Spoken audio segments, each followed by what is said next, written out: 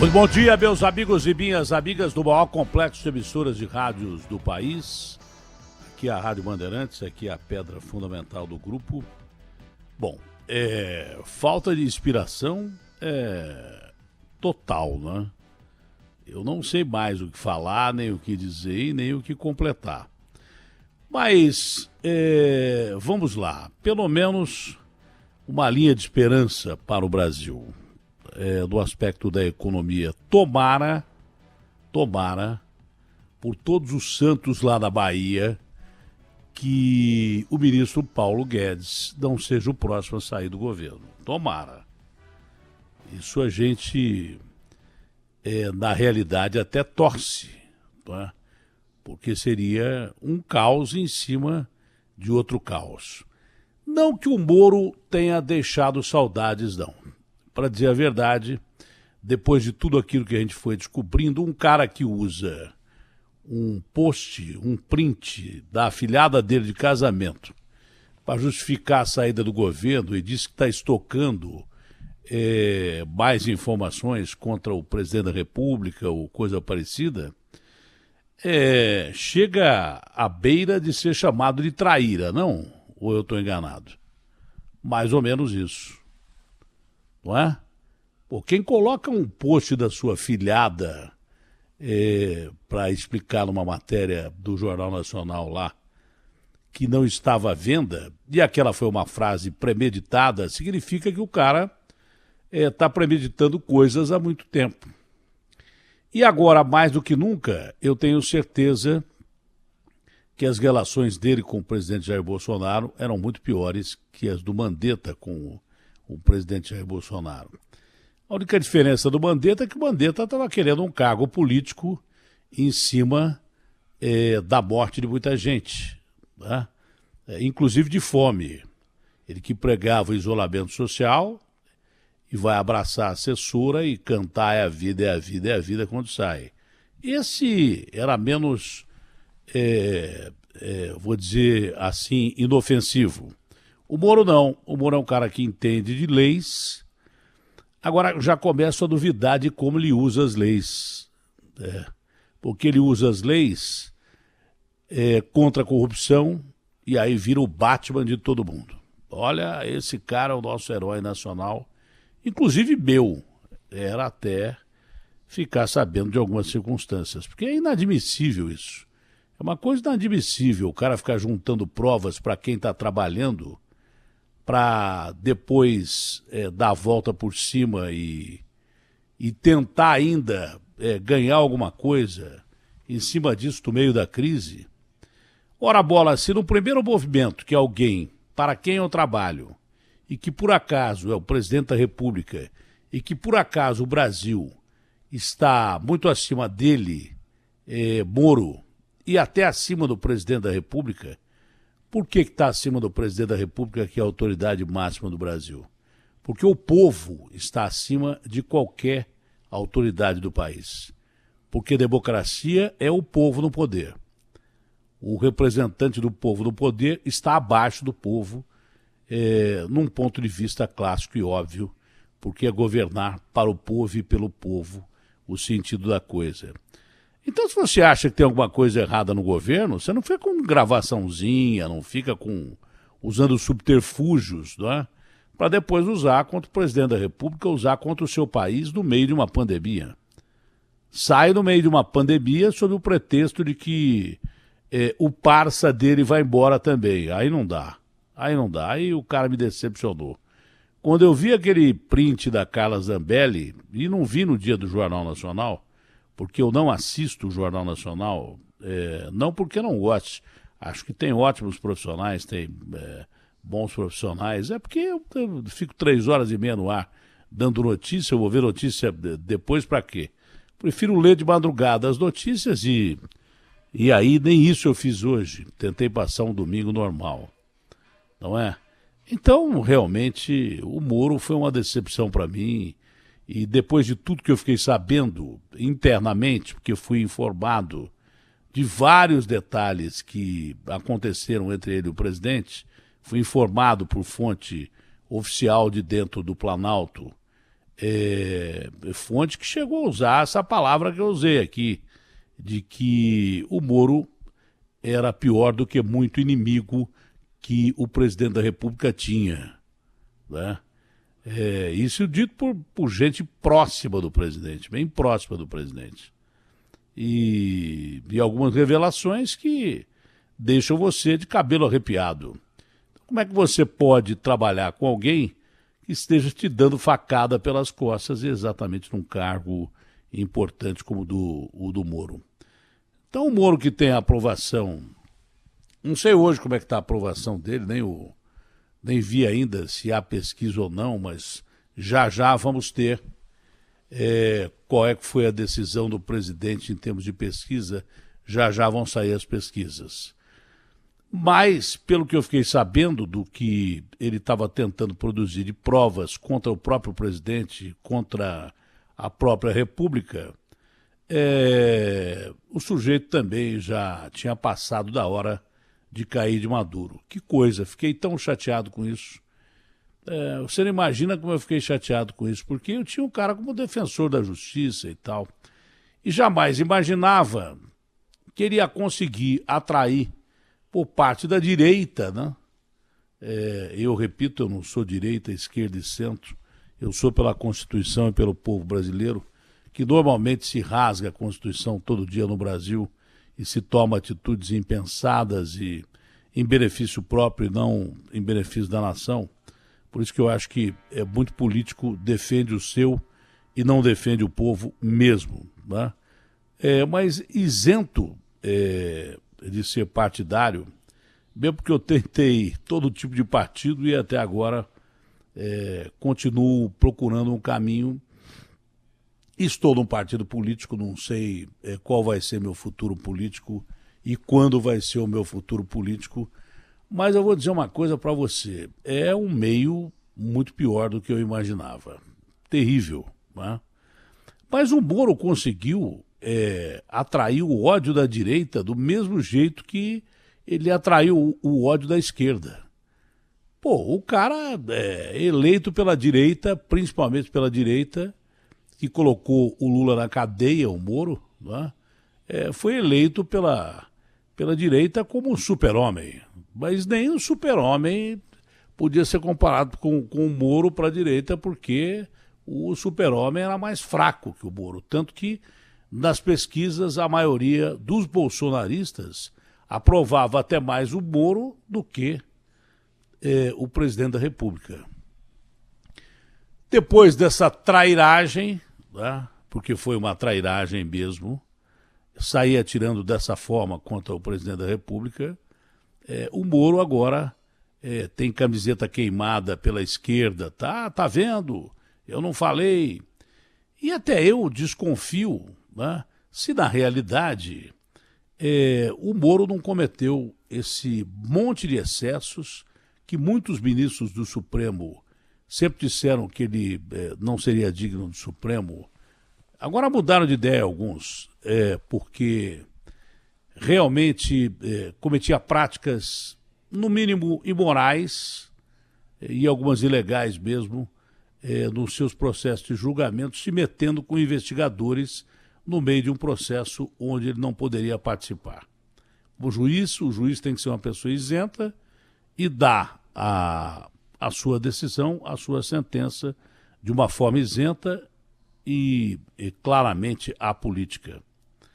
E há evidências claras que nos julgamentos anteriores, não que quem ele tenha mandado para a cadeia não tenha roubado, não tenha sido ladrão, não é nada disso, mas que ele interferia diretamente para dirigir as investigações dos senhores procuradores, na época, para suas sentenças, para que as suas sentenças ficassem, vamos dizer assim, inatingíveis, tá? Que os comentários fossem sempre favoráveis. O Moro está fazendo a justiça, o Moro está realmente merecendo fazer uma palestra nos Estados Unidos e ganhar alguns milhares de dólares porque o Moro é incorruptível. Porque o Moro é a cara contra a corrupção. Então, pelos contatos que ele tinha com os procuradores, parecia que ele queria só basear as suas decisões, decisões que deveriam ser apolíticas, decisões que, como todo bom juiz deve decidir, só passa realmente pelo crivo da lei, pela luz da lei, só o uso da lei. Parece que não era bem assim mesmo, não é? Não é que o bandido que foi preso não merecia ter sido preso.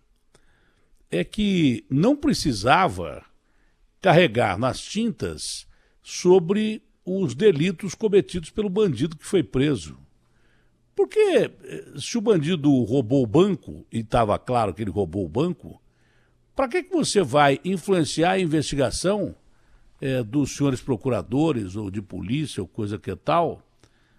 Para que você vai querer produzir provas quando as provas são o próprio roubo? As provas são a própria conduta delituosa. E aí fica a pergunta se era só isso mesmo, né? Se não era por interesse político mesmo. Né?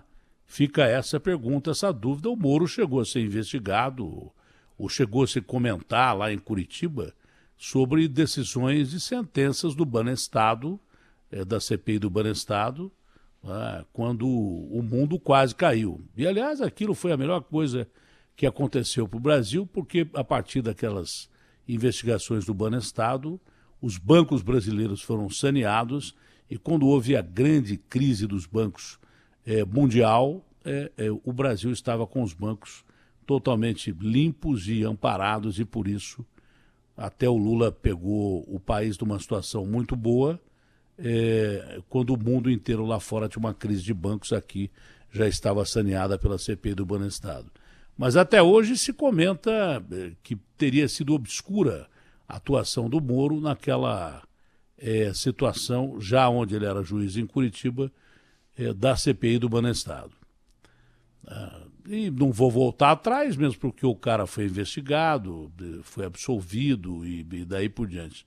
Mas é muito lá atrás. Só que você começa a pensar que métodos também que foram usados na sentença de um cara que printa simplesmente produz prova contra uma afilhada de casamento dele.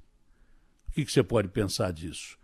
O meu comentário, quando soube que o Moro saiu, foi de uma tristeza absurda. Foi de um ídolo mesmo que eu tinha e que, de repente, achava que o Bolsonaro tinha feito um movimento em falso. Depois que eu vi aquele print, realmente, vamos dizer assim, meu mundo caiu. Meu mundo caiu ali em relação ao Moro. Já comecei a duvidar do Moro. Porque o cara saiu não só printando a própria afilhada, como também dizendo que, olha, isso aqui é apenas a ponta do iceberg. Caramba, esse cara estava dentro do governo do Bolsonaro, produzindo mais provas contra o Bolsonaro do que contra os bandidos que ele devia continuar pegando dentro e fora do governo, agindo como o ministro da Justiça mesmo. Que justiça é essa que o cara fica, na realidade, produzindo provas contra o Brasil, para quem ele está trabalhando, contra o presidente do Brasil, para quem ele está trabalhando, fica produzindo mais prova contra o presidente da República do que quem é bandido desse país. E olha que não falta gente para ser considerada bandida, corrupta, sacana e vagabunda desse país. Não falta. Tem gente de sobra. Né? A gente fala tanto da Amazônia, se fizer uma cadeia do tamanho da Amazônia, o que tem de corrupto, sem vergonha e bandido, que já roubou, está roubando, que já saiu e que está no cargo nesse país, dá para encher uma prisão dentro da Amazônia. E vai faltar ainda um espaço lá. Né? É uma pena que não dá para fazer isso, porque a gente destruiria a Amazônia. Em todos os sentidos. Porque colocar esse lixo da nação que eu estou falando lá na Amazônia seria a maior forma de poluição que você pode imaginar na face da Terra. E, Agostinho Teixeira, você sabe que eu até dei uma risada aqui, porque quando eu peguei o UOL, não deu nem tempo de ler os jornais, eu, como sempre, acordei muito tarde hoje, eu comecei a rir pela primeira vez nos últimos tempos, cara. Fazia tanto tempo que eu não ria, eu comecei a rir sozinho. Hoje não deu nem tempo de falar com você, falei rapidamente com o Garrafa, que só me passou notícia boa. Falou, Datena, hoje nós temos essa possibilidade, essa possibilidade, essa possibilidade, essa possibilidade. Pô, mas só cara grandão pra gente entrevistar. Eu falei, eu não entendi a palavra possibilidade. Ele falou, não tem ninguém marcado. Eu falei, tá certo, Garrafa, então você deve ter acordado tarde e tal. Então não tinha ninguém marcado. E outra coisa, a maioria das pessoas que você quer colocar no rádio, a maioria das pessoas não quer falar. Porque a maioria das pessoas, e principalmente a autoridade, se acovarda num momento como esse. Dá no pé, se manda. Pô, no dia da demissão do Moro, para botar o primeiro, que foi o presidente Michel Temer, para falar lá no Brasil, gente, foi uma correria impressionante. Ninguém queria falar. Você reparou que o cara ele não quer falar em televisão, não quer falar em rádio, ele prefere ou discutir em 4 ou 5, que é tipo conselho de empresa. Manja conselho de empresa? Quando os caras querem mandar alguém embora, aí se reúnem 10 pessoas. Aí eles pegam e mandam alguém embora. E depois vão para casa tranquilamente, jantar, almoçar, comer, beijar os seus filhos e... Porque não foi ele que mandou embora, foi o conselho da empresa que mandou embora. Não foi um ato individual. Foi a ética da empresa que mandou alguém embora. Não foi a ética do Spinoza, não foi a ética do Schopenhauer. Você ouviu falar isso aí? O cara falou assim, pô, eu queria falar com o dono da empresa porque eu fui mandado embora. Não adianta você falar com o dono, porque foi o conselho da empresa que mandou você embora. Não foi nem o dono, foi o conselho da empresa. Então, eu acredito muito, né, não que eu queira meter o pau no conselho da minha empresa, eu estou metendo o pau no conselho da minha empresa e de todas as empresas. Porque eu acho que conselho para mandar a gente embora na realidade, você diluir o que você teria que repensar. Pô, eu mandei um pai de família embora, eu mandei uma mãe de família embora, né, botei alguém na rua e não sei o quê e tal, pô, não vou dormir hoje à noite. Mas se você diluir isso entre 10 pessoas, 20 pessoas, fica mais fácil, porque não fui eu, foi o conselho. O conselho é uma coisa assim, etérea, é uma coisa quase que inatingível. Mas você não faz parte do conselho, Mané? Não, eu faço parte do conselho, mas não fui eu quem decidiu, foi o conselho. Não importa qual foi a minha decisão, e ninguém nunca sabe qual é a decisão do conselho sobre um mau conselho, digamos assim, né? Porque até que um dia alguém desse conselho leva um pé e vai ele mandado embora. Aí o cara vai perceber o quão mal ele fez as pessoas um dia, né? Eu não estou dizendo nem dessa época agora que tem necessidade de se enxugar as empresas e tal. Mas eu estava vendo que em 1949, logo depois do pós-guerra, a Alemanha estava arrasada. O que jogaram de bomba na Alemanha, não que a Alemanha do Hitler não merecesse, o povo talvez não merecesse, mas aquele regime execrável, canalha, o que destruiu de gente pelo mundo, não está no gibi. Não que os aliados não tenham destruído também, mas quem arrumou toda a confusão foi aquele canalha do Hitler que aproveitou-se que a Alemanha ficou a zero, acuada, não é? E surgiu desse tipo de bactéria que surge de vez em quando, de vírus que surge de vez em quando no mundo para acabar com o mundo. E o regime nazi-fascista foi um dos piores de todos os tempos, entendeu? Mas a Alemanha estava arrasada. O cara ia tomar uma cervejinha 10 horas da manhã, eu citei o exemplo na República de Weimar, quando ele ia pagar a conta meio-dia, a cerveja que custava R$10, custava R$50. Aí o povo se revoltou e botou aquele canalha daquele Hitler no poder, e aí levaram bomba pra caramba. Mas essa crise do coronavírus, ela é comparável à crise econômica. Já reparou que não estão falando mais quase em mortos, só estão falando em vítimas de emprego agora. Só estão falando em vítimas de empregos. Nova York, com desempregados pra caramba, os Estados Unidos com quase 20 milhões, a França com 10 milhões e tal. Já não estão nem falando mais em mortos pelo coronavírus. E desses últimos 3 dias do Moro aí, só se fala em os reflexos econômicos que nós estamos tendo nos outros países. Se esqueceram completamente das mortes que todo mundo estava chorando. Só alguns cientistas de consciência ainda continuam pensando nisso. Que realmente é um risco terrível de você fazer uma abertura ruim e ferrar o país que já está ferrado pela economia. Mas essa crise é comparável à crise de 49 na Alemanha, que foi terra arrasada. Aquele canalha do Hitler, quando começou a ser invadido pelas forças da coalizão, principalmente pela Rússia, que queria pegá-lo e esfolá-lo vivo, e ele foi tão covarde, porque todos esses ditadores são covardes. Acabou se matando e matando a mulher dele, a Eva Braun, irmã daquele cara que mandou foguete para a Lua. Foi lá para os Estados Unidos também e depois de inventar as V2, que mataram gente pra caramba, que seria simplesmente o que é hoje os mísseis, né? Quem inventou foi o cara que mandou o foguete para a Lua com o Armstrong lá. Ele e os cientistas dele passou para o outro lado e inventou o foguete e acabou a vida bem, hein? Depois de inventar bomba voadora, acabou a vida bem, entendeu? Ele não é lembrado pelas bombas que ele inventou, ele é lembrado pelo foguete que ele deu início para mandar o cara para a Lua. Entendeu? É sempre assim, alguns covardes se dão bem, alguns canalhas se dão bem na história. Mas ele era cientista do Hitler. Mas fazia bomba voadora. Entendeu?